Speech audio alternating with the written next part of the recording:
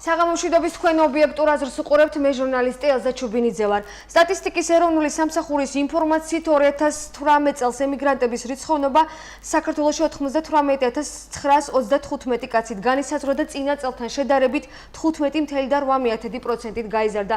რატომ ხდება ქვეყნიდან მასიურად ხალხის გადინება, რატომ ტოვებენ ქართველები ქვეყანას, არის თუ არა ეს ხელისუფლების არასწორი პოლიტიკის შედეგი? ეს არის ჩვენი დღევანდელი გადაცემის თემა, ეს არის ინტერაქტივის თემაც და მანამ სანამ სტუდიაში საუბარს დავიწყებთ, მოკლედ ქუჩის გამოკითხვა, რომელიც დღეს ჩვენმა გადამღებმა ჯგუფმა ქუჩაში ჩაწერა. რას ფიქრობს მოსახლეობის ნაწილი?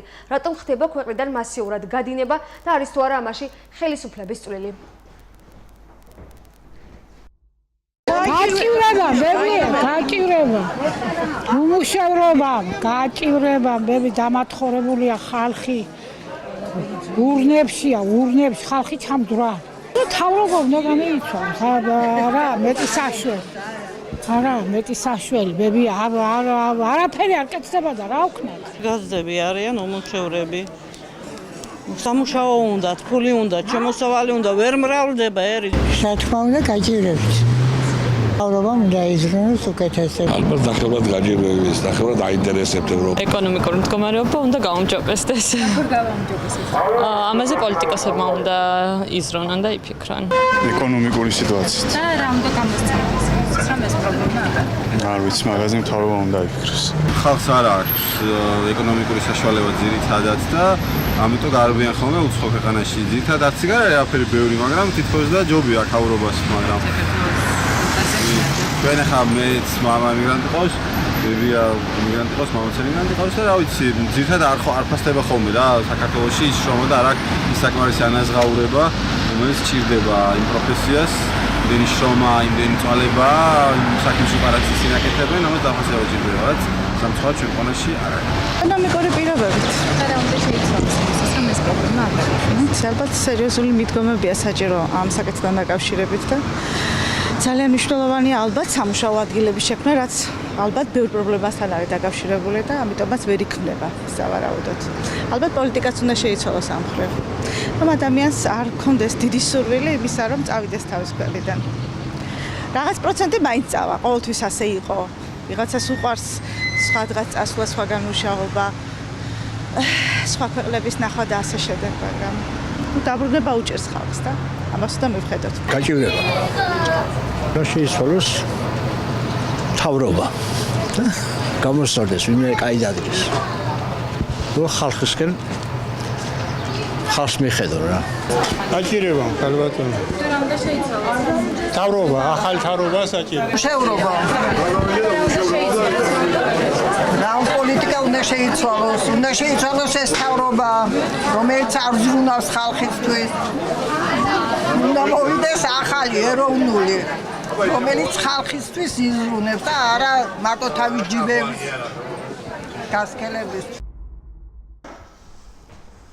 ასეთი გახდათ მოსახლეობის ერთი ნაწილის მოსაზრება. კიდევ ერთხელ ვიტყვით, სამწუხაროდ 2018 წელს საქართველოს თითქმის 100,000-მდე მოქალაქემ დატოვა და არის თუ არა გაზრდილი ემიგრაცია ხელისუფლების არასწორი პოლიტიკის შედეგი.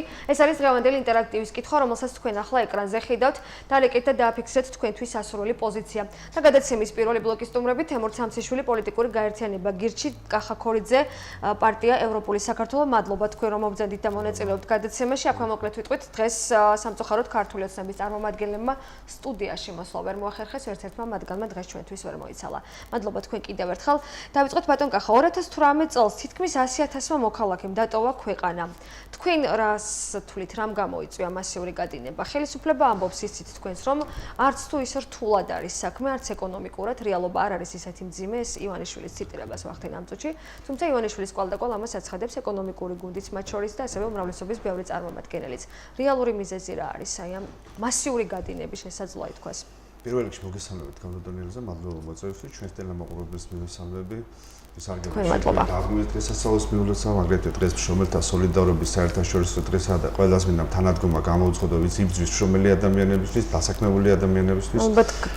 ასევე პარიხია ქუთაისისთვის, ორმაისობა, გვირილობა, ძალიან კი ბატონო და მინდა სხვათა შორის თვითმმართველობას, დღევანდელ თვითმმართველობას წარმატებები უსურვო ხანდელ ღონისძიებებთან დაკავშირებით, მიუხედავად ჩვენი მკვეთრად უარყოფითი დამოკიდებულებისა მათ საქმიანობაზე, მაინც ხვალინდელი დღე გვინდა რომ წარმატებული იყოს რადგან ეს ჩვენი მოგვიანებით შევაფასებთ ქუთაისში მიმდინარე მოვლენებსაც მიგრაციის თემას აჩერება მიგრაცია დამოკიდებულია სამ ძირითად ფაქტორზე ესაა არასტაბილური მდგომარეობა და არასტაბილური მდგომარეობა გამოწვეული არის რუსეთთან რუსეთის მიმართ რუსეთის დამოკიდებულებით იმ ომებით რაც რუსეთმა მოუტანა საქართველოს და დღევანდელი განცხადებებზე თუ მოგვეცემა საშუალება კიდე შემდეგ გვინდა გავამახვილოთ ყურადღება პრეზიდენტის განცხადება გენერალური შტაბის განცხადება რომელიც მე პირადად ვთვლი და ჩემი მეგობრები თვლიან რომ ეს იყო მოღალატეობრივი განცხადება ესე იგი არასტაბილური მდგომარეობა ეცადა რომ აი გადაცემის დაწყებამდე ვსაუბრობთ თემურმაც არ ნიშნა ეცადა რომ ერთგვარად გაენეიტრალებია ნუ ამოგლიჯავთ კონტექსტიდან ჩაჩიბაიას რაც თქვა მხოლოდ იმაზე გავაკეთებ. კი ბატონო.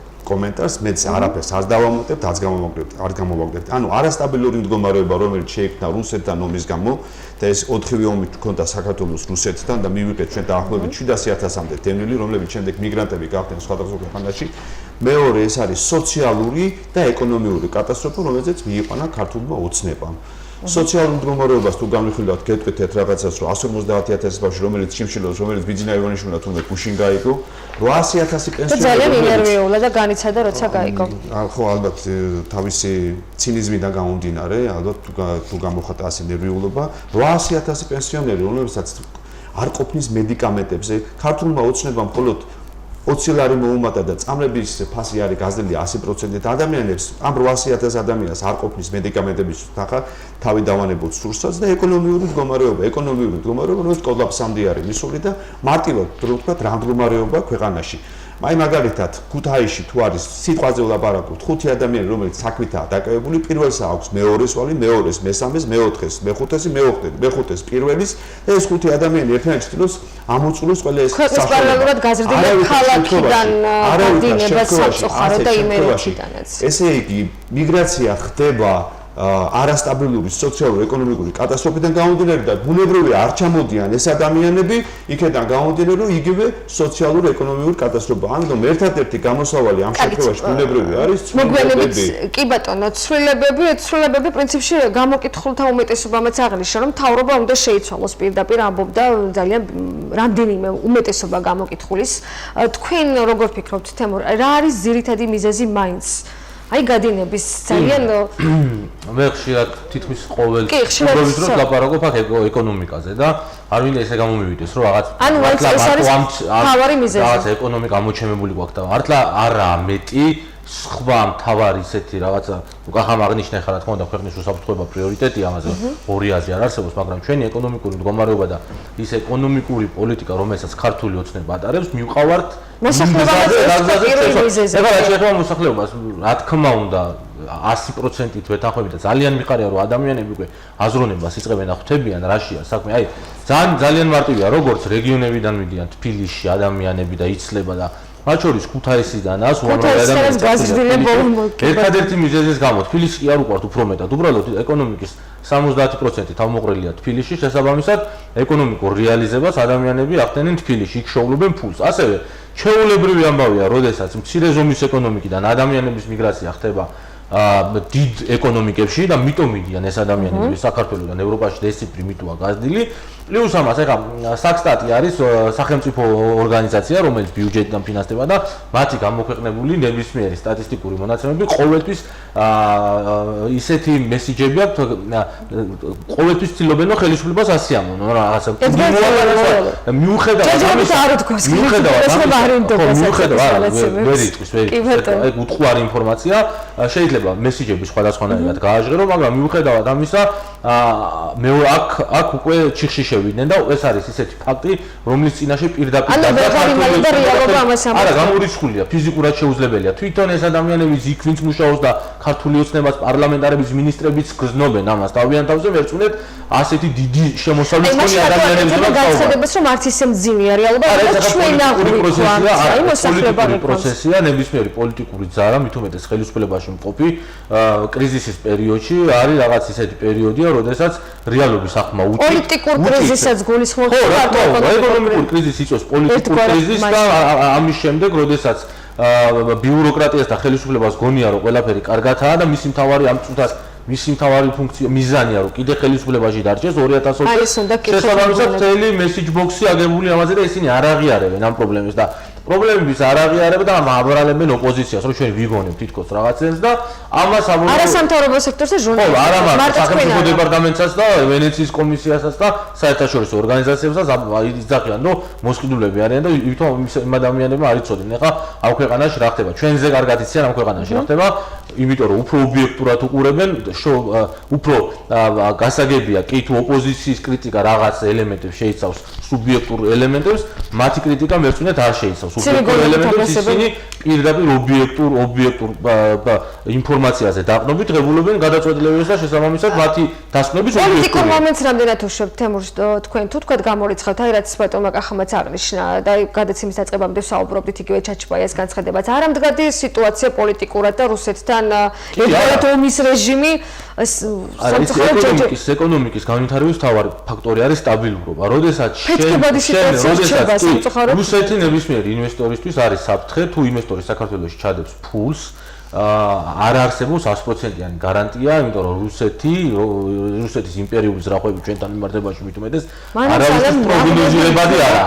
ასეთ ფონზე ჩვენი ეკონომიკური პოლიტიკა უნდა ყოფილიყო იქითკენ მიმართული, რომ ჩვენ რაც შეიძლება ნაკლები გადასახადები დაგვეწესებინა და კარგი საინვესტიციო გარემო შეგვექნა. ასეთ ფონზე, როდესაც ინვესტორს გარანტია არ აქვს, რომ ის ინვესტიცია დასული იქნება, მაგრამ ამასაც არ ვაკეთებთ, ანუ სხვა ეკონომიკურ პოლიტიკას ატარებს ქართული ოცნება და შესაბამისად ემატება კი რა თქმა უნდა თავდაცვას და მნიშვნელოვანი კი არა. ეხლა ნებისმიერი ევროპული წარმატებული ქვეყნის ერთ-ერთი გარანტი იმისა, რომ იქ ფული შედის და ინვესტიციები დება, არის მათი უსაფრთხოება. კი, მაგრამ ჩვენ პოლიტიკა თუნდაც უსაფრთხოება ჯერ გარანტირებული არ აქვს, სანამ ნატოში შევალ და თუნდაც სანამ ამ ქვეყანაში თქვა კი ამერიკული ბაზა განთავსდება და პრეზიდენტი პირიქით ლაპარაკობს ჩაჩიბაია საერთოდ სხვაგანა სად არ ვიცი 4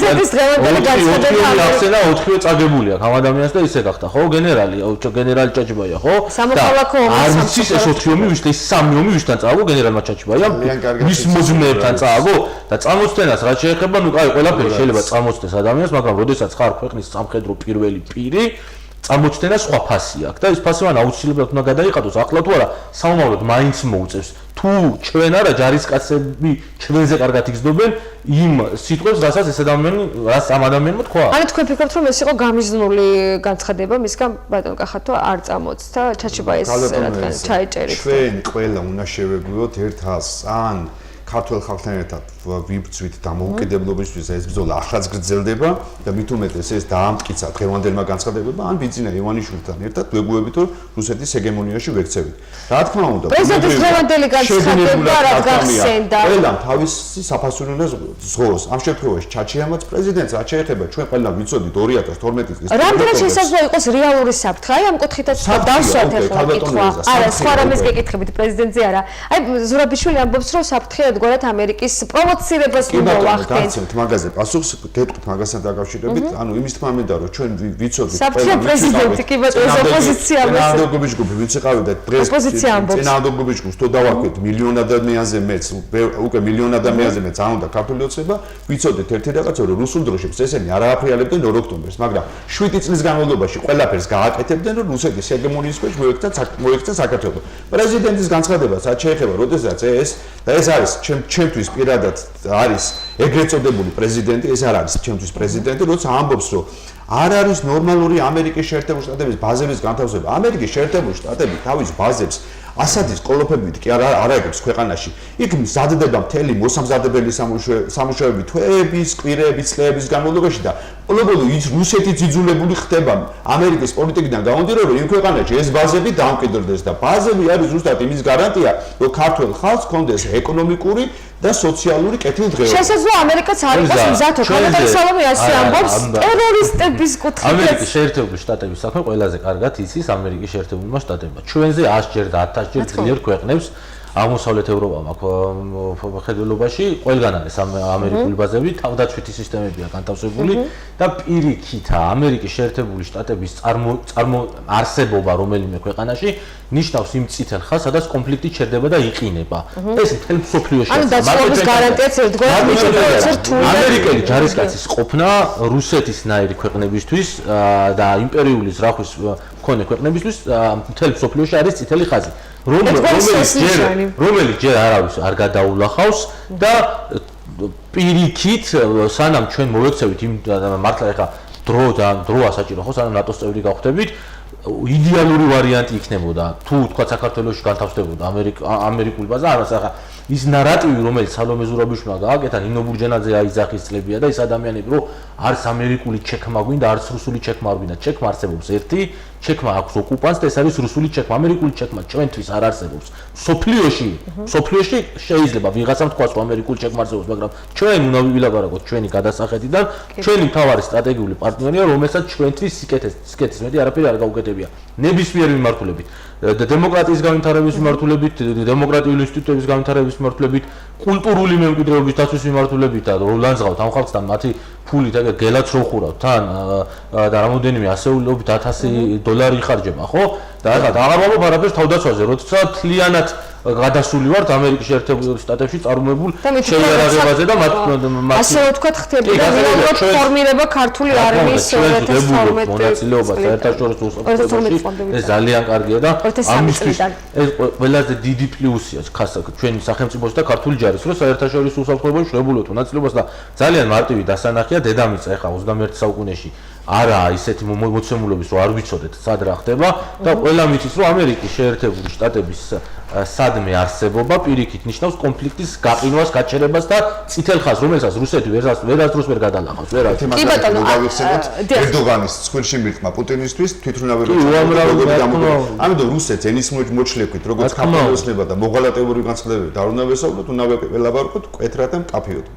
კარგით, აი ცვლილებებიც უბრალოდ რამდენიმე თემას მინდა კიდე მოვასწრო თქვენთან საუბარი ცვლილებები ახსენეთ თქვენ როცა პირველ კითხვას პასუხობდით გამოკითხული მოსახლეობის უმეტესობამ ეგრევე მყისიერი პასუხი იყო რომ უნდა შეიცვალოს მთავრობა უნდა მოვიდეს ხელისუფლებაში ის ძალა ვინც ხალხისთვის იზრუნებს აი ცვლილებები და დღეს კიდე ერთხელ თქვა დაიწერა ბიძინა ივანიშვილთან ეგრეთ წოდებულმა ყოველდღიურში ასე გავრცელეს გაზეთებმა და შემდეგ ინტერნეტშიც გავრცელდა ეს ინფორმაცია ბიძინა ივანიშვილი დაითანხმეს მისმა გარემოცვამ ვადამდელ საპარლამენტო არჩევნებზე.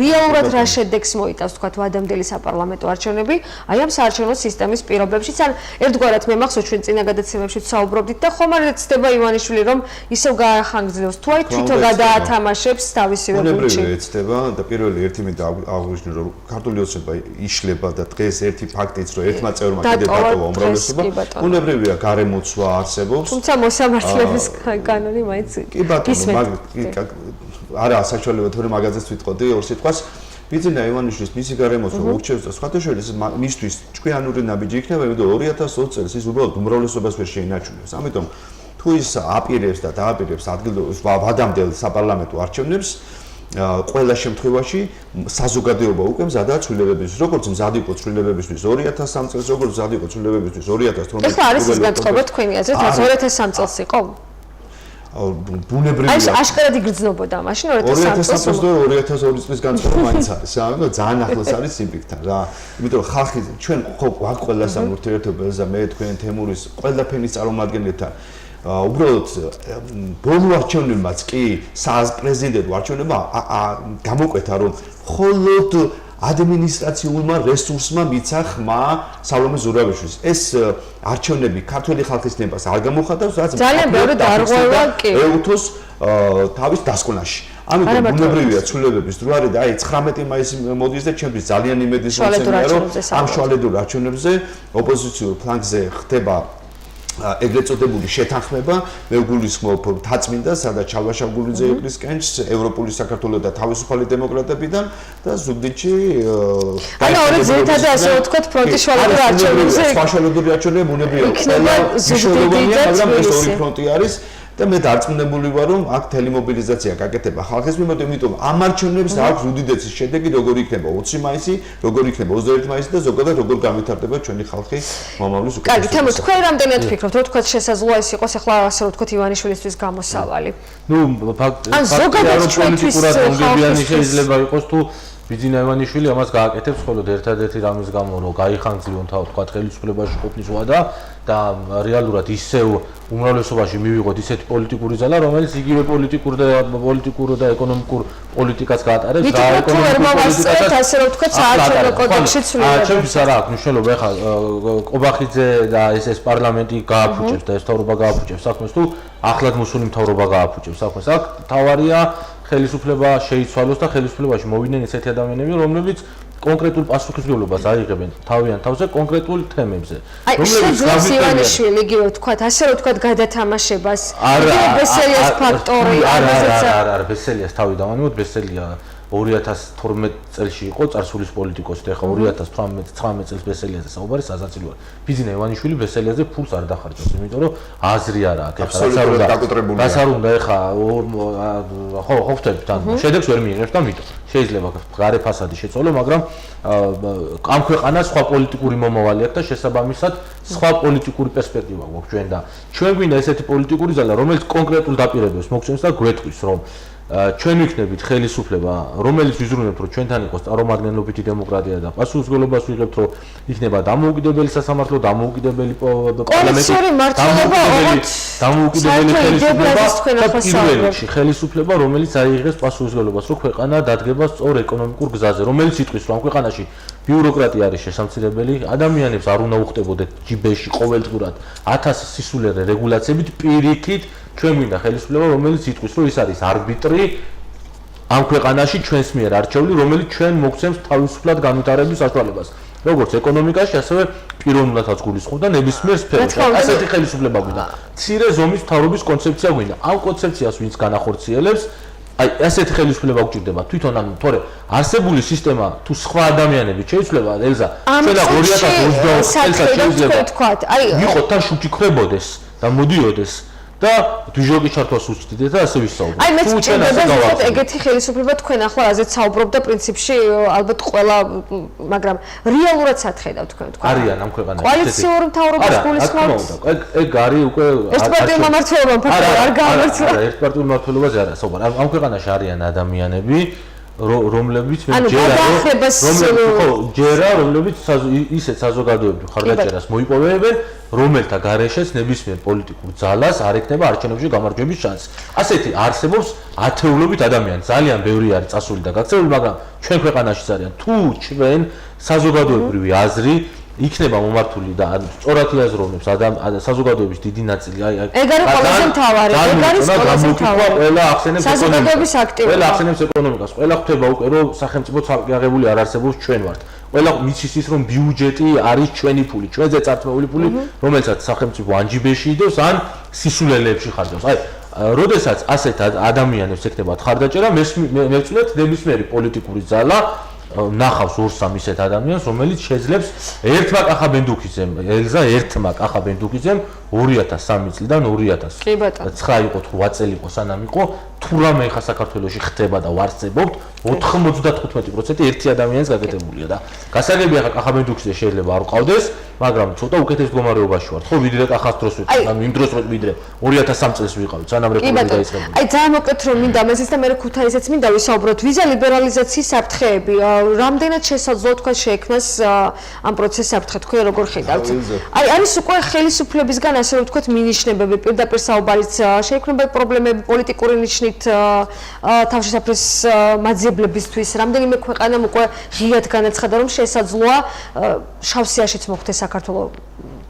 საფრანგეთი, ესპანეთი, ალბანეთი, ჰოლანდიაც უკვე საუბრობს ქართულთან პრობლემებზე. რეალური რომ არის საფრთხე ვიზა ლიბერალიზაციის ჩანს თუნდაც იქედან გამომდინარე, როდესაც ეს პატივცემული ადამიანები ჭალებში ისევ ჩადიან. ეს რამდენად უშველის აი ამ პრობლემას ბატონო კახა, ასე რომ თავისი გადმოსახედიდან ესე უყურებენ, რომ ეს ხალხი ჩამოიყვანონ, გამორეკონ, როგორც რუსეთმა გააკეთა, ისე უნდათ ეს ხალხი რომ გამოუშვან იქედან და ვიყურებ ჩვენ რამდენიმეობაში ადამიანები ჩადიან. მეტნაკლებად ჩვენი მოქალაქეები კომფორტულად გრძნობდნენ თავს ირლანდიაში, იქ ჩასული იყო წულუკიანი, ეს იყო შვედეთი, ეს არის გერმანია, ეს არის ავსტრია, ესპანეთი, ბოლოს საფრანგეთი. რაღაც ასე ტრიალებენ, მეც არაფერს არ აკეთებ საგარეო საქმეთა სამინისტრო, თურმე სამოქალაქო ომი ქონია, რუსეთი არაფერს შუაში არიან, ჩვენ მოქალაქეებს აქედან სოციალურ ეკონომიკურ კატასტროფას გადავაგენებთ. ეს ადამიანები უნდა ჩამოიყვანონ. ამიტომ კიდევ და კიდევ ვამბობ, ერთადერთი გამოსავალი ამ შემთხვევაში არის ცვლილებები და აბსოლუტურად ვეთანხმები თემურის ეს უაზრო სისულელი რეგულაციები უნდა გაუქმდეს და არის უბრალოდ საჭირო არა აქ ნიუტონის ბინომი გამოსაგონებელი უნდა ნება უნდა კონდეს თავრობას ახლა პოლიტიკასაც ხავს რამოდენიმე ადამიანი ვისაც შეუძლია პირადად ის ბეჭებზე ეს აი რაზეც ნაკლებ რეგულაციებზე რო ვსაუბრობთ ხო? კი ბატონო, აი იგივე თუნდაც რომ დამატებითი ღირებულის გადასახადი რომელიც 18%-ია 15%-ზე ჩამოვიდეს, იგივე მოგების გადასახადი რომელიც 15%-ია 12%-ზე ჩამოვიდეს. კი, ეს ევროპის საქართველოს ინიციატივა 2 მილიარდიან ბალიშზე უდევს თავი კომფორტულად თავრობა, ამ მოღალატე თავრობას. რამდენჯერმე შესთავაზეს პარლამენტში? მილიარდამდე ეს რადგან გავსაუბრობ ზურა ჯაფარიძის ძალიან სერიოზული მიდგომები ეკონომიკის როაზმევა საშუალებას ციფრებში ქუთაისიც მინდა ვისაუბროთ, ამიტომ კიდე გვექნება დრო და სხვა გადაცემებშიც მოგვიწევს ალბათ საუბარი სამწუხაროდ ეკონომიკის პრობლემა ჯერჯერობით მერცმეფას რომ მოგვარდეს, მაგრამ ყოველ შემთხვევაში არ მგონია რომ ასე მალე გადაიჭრას. ქუთაისის ეკონომიკური განვითარების გეგმა, ამასთან დაკავშირებითაც მინდა კითხოთ, თემურს უკვე ეღიმება, მე ვფიქრობ რომ არ მოწონს. აი თქვენ როგორ ფიქრობთ? გექნებათ რა თქვენს? ქუთაისის დღევანდელი თვითმმართველობა აბსოლუტურად იდეალურად ზის იმ შავ მოზაიკაში, რასაც ქვია საქართველოს ცენტრალურ ხელისუფლება აბსოლუტურად შეიძლება აჯობოს არაკომპეტენტურობაში, კორუფციაში. აი ახლა არ ვიცი თქვენთან თუ იყო განხილვა სააგენტოსი, კონტროლის სააგენტო, კონტროლის პალატის სააგენტო, აუდიტის სამსახური, ეგრეთ წოდებული აუდიტის სამსახური, ეს ხო არ არის რომელიღაცა ოპოზიციური პარტიის განცხადება, ეს ხო არ არის არასამთავრობო ორგანიზაციების განცხადება, ეს არის სახელმწიფო აუდიტის სამსახური, რომელიც თემაზე შავით თეთრზე წერია, რომ კორუფციული ნიშნები არსებობს, რომ 4 მილიონაში 2 მილიონი წინამერზე იყო ეს უნებრივია აუდიტის წინამერი და ვინ მოიყვანა წინამერი რა ბიძინა ივანიშვილის და ხელით არ დაყავდა ეს რა ქვია იმ შოთამურია და ყველაზე მეტად მე რა არ მომეწონა ეცე როდესაც შეეკითხენ სხვათა შორის იმ დონეზე არიან აფორიაკებული იმედმაც გააკეთა სიუჟეტი ქუთაისის ამ მდგომარეობაზე რა დაწერა აუდიტის სამსახურმა მეო მერივარო და ყველა ქუჩაში უნდა ველო ფაქტურად ხელი გაიშურა მეგობრებისკენ მოადგილეებისკენ სამსახურის უფროსებისკენ სპეციალისტებმა უნდა იარონ აბა სამსახური აბა რა მერი თუ ხარ ქუჩაშიც უნდა იყო და ნიაღვაშიც უნდა იყო თავით ჩასული რომ პასუხისმგებელი ანუ არ მოსწონს ჭიღვარიას მუშაობა მანამდე მურგულიას მუშაობით არ ვიყავი ახსოვანებული და აუდიტის სამსახურმეს დაასრულა და ბუნებრივია ახლა ჭიღვარიაში რა უნდა მომედა პიროვნულად არაფერს ავლაპარაკო თუმცა პიროვნულზე თვითონ ერთადაც ქალაქი ასე მდგომარეობაში რო არის საქართველოს ერთ-ერთი გამოსავალი ხო არის ტურიზმი ქუთაისი არის ამ ტურიზმის ცენტრი ძაღლებმა უნდა ირბინო ამას აკეთებენ სწორედ აქ ძალიან ხარო არის ტურიზმის კუთხე და მომატებული ტურისტების რაოდენობა მომატებული რაოდენობა ეს არ არის სამთავრობის დამსახურება საქართველოს შეუძლია ნორმალური მთავრობის პირობებში წელიწადში 20 მილიონამდე აწევს ტურიზმი როდესაც არის ახლა 6 მილიონი ტურიზმიც ხო ახლა ამათმა ხო არ დაუწყიათ რაღაც ეს გასაქანი არის და მოდის ეს ადამიანები მაგრამ როგორ ხვდებიან ისინი სველი წერტილი ქალაქში არა ძალების ხროვა დადის გადათხრინა მთელი ქალაქი შარშანდელი ტურიზმის სეზონი თეთრი ხიდი და მე მიხარია და მიულოცო მინდა ქალაქის თვითმმართველობას კი 8 თვის მერე მინა შეკეთდა მინდა მიულოცოთ და ძალიან მისასალმებელი ნაბიჯია ისევე როგორც მურგულია 8 თვი აკეთებდა თეთრიც ასე ესე იგი ჭიღვარია მინას აკეთებდა 8 თვი ნუთი არ შეიძლებოდა გაკეთებული იყო ეს ასეთი ეს აკეთებდა მურგულია აშარეთით მე ვამბობ რუსთაველისხის პაპადიეთ ბუდიშურტი ზუსტად 8 თვე გრძელდებოდა მისი გაკეთება და ბოლოს მინდა ინფრასტრუქტურული სამუშაოები ქალაქი ნაომარსკას როდის დაიწყეს გელათის ქუჩის გარემოდება, როცა იყო ტურიზმის აბსოლუტურად პიკი, როდის დაიწყეს თეთრი ხიდის გაკეთება, როდესაც იყო ტურიზმის აბსოლუტური პიკი, როდის აბუჭებენ ახლა რუსთაველს სამუშაოებში ასეთია პასუხი თვითმმართველობის ბატონო კახარი ამას ამბობენ მართალია ექნება დისკომფორტი, მაგრამ ხომ უნდა გაკეთდეს ყოველ შემთხვევაში აი ასე ხსნიან ამ მიმდინარე სამუშაოებს. გლობალური უფიქრია, ძალიან რომ გლობალური დათბობა უფიქრიათ რა. გლობალური დათბობა პირდაპირ ურტყავს ქუთაისის ინფრასტრუქტურულ გეგმებს და სანამ ეს პრობლემა არ მოგვარდება, სანამ ისევ არ შეუერთება ამერიკის შეერთებული შტატები პარიზის ეკონომიკური განვითარების გეგმა ქუთაისის მეცნიერება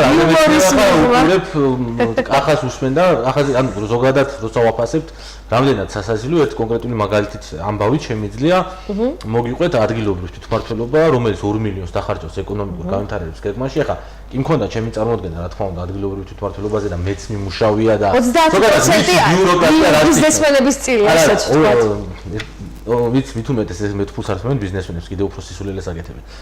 ვიცი ბიუროკრატია რაც ნიშნავს და სანამდე შეიძლება დაცემულიყო ბიუროკრატია გავიგე პირადად მოგეხსენებათ ჩვენი ურთიერთობა კომისართან, ქუთაისის კომისართან, გირჩის ურთიერთობა, როდესაც ჩვენი მგლესახურები მოდიან და აღსახუნდებს ტოვებენ, ეს კომისარი ძალიან მოკლე ამბავია უცებ ვიტყვი, ჩამოდის კანცელარიაში და კანცელარიას ავალებს რომ მოქალაქის წერილი არ დაიტოვოს, პირდაპირ ჩემთან გამოუშვითო, ანუ კანცელარია ამას უსიტყვოდ ასრულებდა სანამ არ ჩავერიეთ და აუხსენით რომ თქვენ არ აგაქვთ უფლება რომ მოქალაქის წერილი არ დაიტოვოთ, მერე მოიგონეს რომ ორიგინალი საბუთისო ასლიო, ქსეროასლიო დაგვიტოვეთ ეს სისულელე მოიგონეს და ეხა ამაზე არიან ჩაციტულები. ნუ რა თქმა უნდა ჩვენი სტრატეგია გვაქვს ეხა პოსტით უგზავნით პირდაპირ წერილებს და შეიძლება ანათემასაც გადავცეთ ქუთაისის მერია და კომისარიატი უახლოეს დღეებში არ გამოურიცხავთ ნახოთ როგორ გაგრძელდება მოვლენები. როგორ? იმედია იუმორით ამბობთ ამ ყველაფერს. იუმორით არა, ანათემაზე რა წულუკიანი გადავეცით, ამას ვერ გადავცემ, მას ქუთაისის და კომისარს პრობლემა იქნება. ანუ სხვა რამეს მომფონ, ასეთ ფონზე, როდესაც ბიუროკრატია ამ დონეზე გაურკვევლობაში არის, აი წარმოვიდგინე ახლა სხვა სამსახურებში რა ხდება და სხვა გარემო მდგომარეობა, ხო? რა ეკონომიკური განვითარების გეგმაზეა საუბარი, 2 მილიონს რაში ვხარჯავთ? ქუთაისის ეკონომიკური განვითარების ფორმულა არ არსებობს საერთოდ. არსებობს ქვეყანა, ქვეყნის ეკონომიკა. ფუნქცია არ არის რეალურად ქალაქის სამოხეული. კი, ქონდა საპარლამენტო ფუნქცია და ისიც გადაიტანეს და წაიღეს და ეხა ხან ელექტრომანქანების ქარხანას ხსნიან და ტექნოლოგიურ უნივერსიტეტს ყოველ არჩევნებზე ხსნიან და კი ბატონო გაიხსნას, მაგრამ ერთი 4-ჯერ ხო გამოიყენეს საარჩევნოდ, ანუ მაგას ვამბობ ჩვენ რომ ნუ ეხა იქ რო 60,000 სტუდენტი არის, 60,000 სტუდენტი რო არის ეს ყველა კარგად იცის და ზოგადად ანუ რის თქმა უნდა ქუთაისის ცალკე აღებული ეკონომიკის განვითარების ფორმულა არ არსებობს, არის ქვეყნის ეკონომიკური მდგომარეობა, თუ ჩვენ კარგ ქვეყანაში ვცხოვრებთ და კარგი ეკონომიკური მდგომარეობა გვექნება, ქუთაის ნამდვილად აქვს ამის პოტენციალი, რომ კარგ ქვეყანაში ჩვენ წარმატებული ქალაქი ვიყოთ და მე უფრო მეტი შევთავაზოთ სხვა ქალაქებთან შედარებით ჩამოსულ ტურისტებს და საზოგადოებას და ჩვენ მოქალაქეებს, ანუ თუნდაც დაბრუნდნენ ამ ქალაქში და თავიანთ რეალიზებას მოახდინონ და ეს ეკონომიკური გეგმა არის, როგორც მურღულიამ გააკეთა ქუთაისის განვითარების გეგმა და საწავიდე ეს გეგმა მოდახარჯეს რამოდენიმე 100,000 ლარი გეგმაში, ხო? ამასაც ალბათ ამოდებენ იმის ქვეშ და შემდეგ ახალი მერი ბიზნეს ფორუმი ტარდება ორმაისობის დღესასწაულთან დაკავშირებით, სწორედ ამ ეკონომიკური განვითარების გეგმის ფარგლებში. აი მაგას ვამბობ ზუსტად ის რომ ქუთაისის ცალკე ეკონომიკური განვითარების გეგმა არ არსებობს, ამაში არის ყველაფერზე არის პასუხი გაცემული. არანაირი ფორუმი არ გვიშველი, ჩვენ სანამ ფული არ გვექნება ჩვენ თვითონ ხალხს, სანამ ქვეყანაში არ შეიძლება ეკონომიკური ეკონომიკური ფორუმი, იმიტომ რომ მე ან თუ გინდა ბიზნესმენს, რომელმაც არ იცის ყოველდღურად საიდან მოიტანოს ფული, არ იცის რეგულაციების გამო ბანკი აღარ აძლევს სესხს და საწავიდეს აღარ იცის. ტაქსივზღოლი, რომელსაც რეგულაციების გამო ვერ ტაქსავს, ბაზარში მოვაჭრე, რომელიც საზოგადოების გაღარიბების გამო შეუმცირდა შემოსავალი. ამ ადამიანებს რაც ალბათ ფორუმი უტაროს მერიამ და გეგმა უწეროს, გამორიცხულია რომ ეკონომიკა წინ წავიდეს. ანუ ეკონომიკა იწყება შენიდან, კახადან, ჩემიდან, ზურადან და ყველადან იწყება. ჩვენ რო გამდიდრდებით და მეტი ფული გვექნება, მე შეიძლება მადლობა, ანუ თქვენ ამბობთ რომ გაცილებით სხვა მემართულებით და გაცილებით რეალური ცვლილებებია საჭირო ისე ზოგადად ეს სიტყვა ქუთაისის ეკონომიკური განვითარება. მადლობა სამწუხაროდ უნდა დავასრულოთ ფანტაზიის სფეროდან, ანუ ჩვენს გალაქტიკაში ეს სიტყვა ამოვარდნილია რა. თუ სადმე არსებობს სიცოცხლე და სხვაგან ესეთ რაღაცები ხდება ვერ გეტყვი. დიდი მადლობა, ასეთ თulis თემურ ცამციშვილი, კახა ქორიძე გახდათ გადაცემის პირველი ბლოკის სტუმრები, სამწუხაროდ დრო აღარ ყოფნის, კიდევ არაერთხელ გექნებათ შანსი რომ ვისაუბროთ ამ და სხვა თემებზე. ინტერაქტივის გამოკითხვა ვნახოთ გადაცემის პირველი ბლოკის დასასრულს. არის თუ არა გაზრდილი ემიგრაცია ხელისუფლების არასწორი პოლიტიკის შედეგი? მაყურებლის 56%-მა ჩათვალა რომ ეს 100-ია, 44%-ის მოსაზრება არის განსხვავებული. ჩვენ რამდენიმე წუთში რეკლამის შემდეგ ბრუნდებით. ჩვენი ეთერში ბრუნდებით და გადაცემის მეორე ბლოკის სტუმარი ქუთაისის მერიის კულტურის განყოფილების უფროსის მოვალეობის შემსრულებელი ელეონორა გოგოლაშვილი, დიდი მადლობა რომ მოგზავნით საკმაოდ დატვირთული რეჟიმის და დატვირთული დღის შემდეგ მოახერხეთ, როგორც ვიცი, სამუშაოებთან დაუბრუნდეთ ისევ.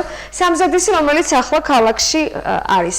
გვირილობის დღესასწაული ტრადიცია, უკვე საუკუნოვანი ტრადიცია, ასე რომ ვთქვათ. ძალიან მოკლედ კიდევ ერთხელ ვუთხრათ მაყურებელს დღის მნიშვნელობა, გვირილობა, ორმაისობა და ქუთაისობა რას ნიშნავს თქვენთვის, ზოგადად რა დატვირთვა აქვს და აი შემდეგ ვისაუბროთ ღონისძიებებზე, რომელიც ქუთაისში ელოდებათ სტუმრებს და თანაქალაქებს. თქვენს მაყურებელს კიდევ ერთხელ დიდი მადლობა ეთერში მოწვევისთვის. თქვენ მადლობა. ყველასათვის ცნობილი თემაა, რომ გვირილობა არის ძალიან განსაკუთრებული დღე ყველა თითოეული ჩვენი ქალაქელისთვის მოვფიქრობ.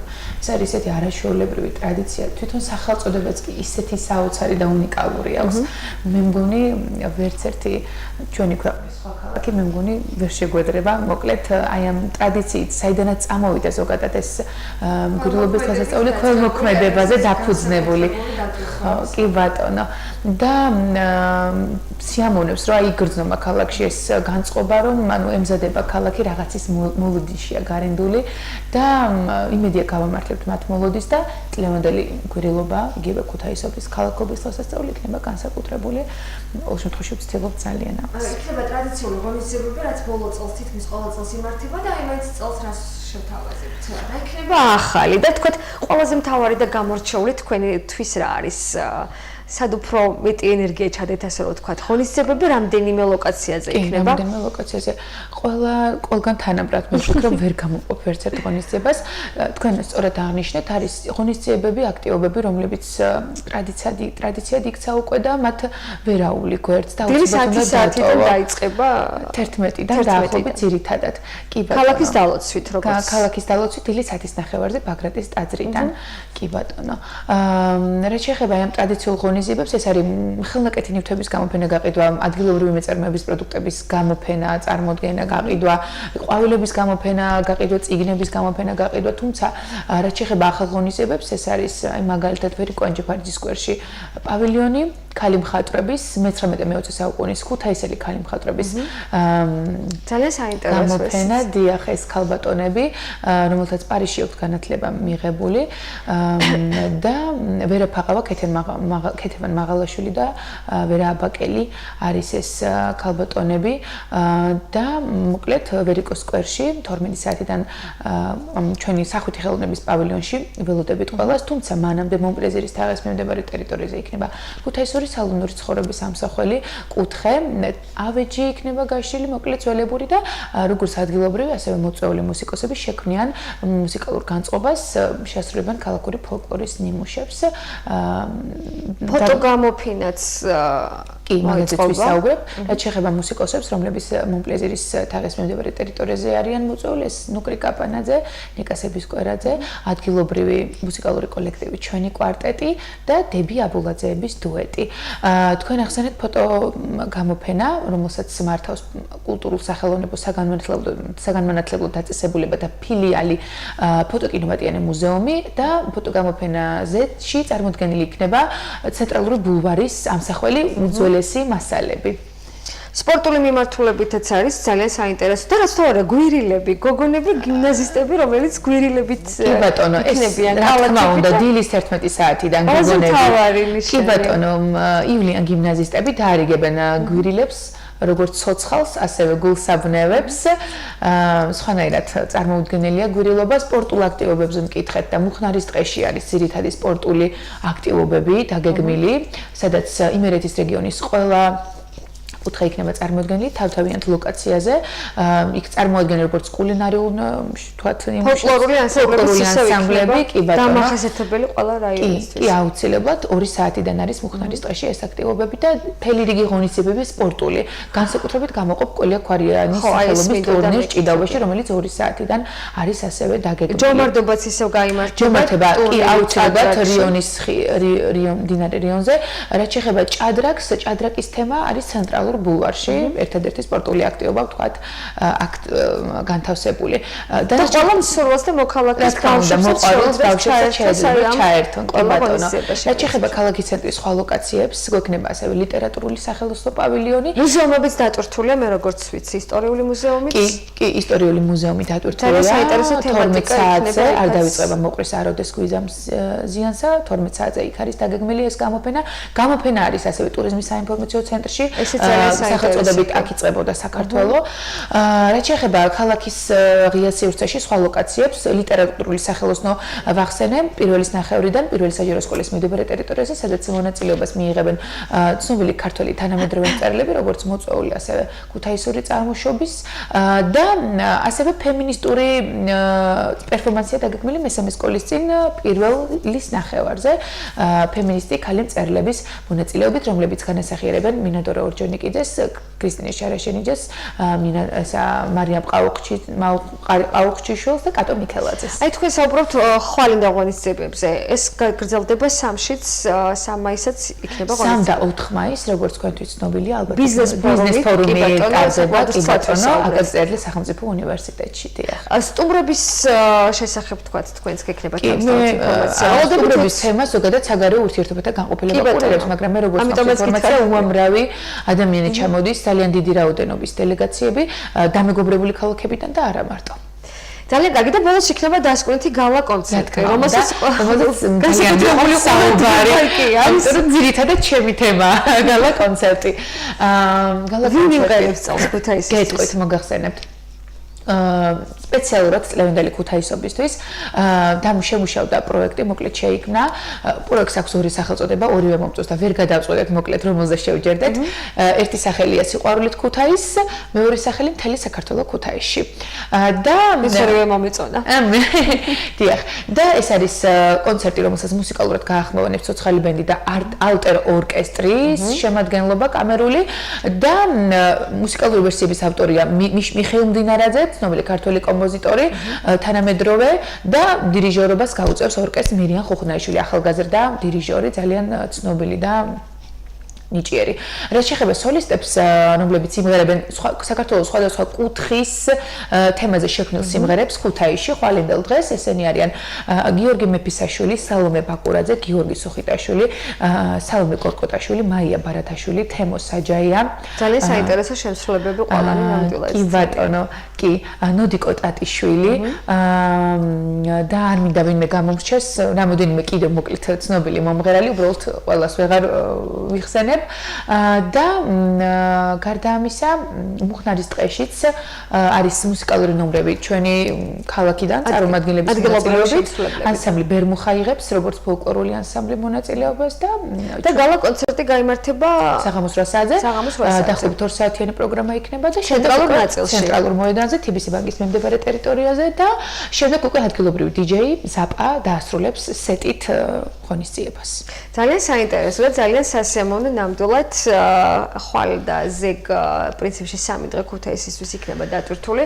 განსაკუთრებით ღონისძიებების სიმრავლე იქნება ხვალ 2 მაისს კიდევ ერთხელ ვთქვათ ქუთაისის საუკუნოვანი ტრადიციულ დღესასწაულს გვირილობას აღნიშნავს. მადლობა თქვენ კიდევ ერთხელ.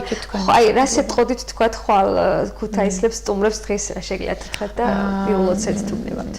წინასწარ გილოცავთ ყველას ამ ქალაქისთვის უმნიშვნელოვანეს დღესასწაულს, ერთადერთს და უნიკალურს და ძალიან მინდა რომ გამოხვიდეთ, გვეწვიოთ, დაესწროთ ღონისძიებებს.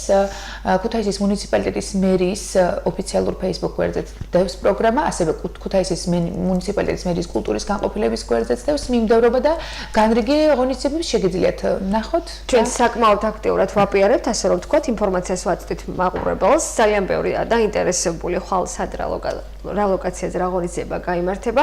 მადლობა თქვენ კიდევ ერთხელ ვარცდები მილოცოს, გილოცავთ თქვენს და გისურვებთ რომ წარმატებული იყოს ხვალინდელი დღე ქალაქისთვის. მადლობა თქვენ რომ გვიყურეთ, წინასწარ გილოცავთ გვირილობას, გისურვებთ წარმატებები თქვენ და ჩვენს ქალაქს. მომავალ ოთხშაბათს კვირის მთავარი თემით შევხვდებით. ნახვამდის.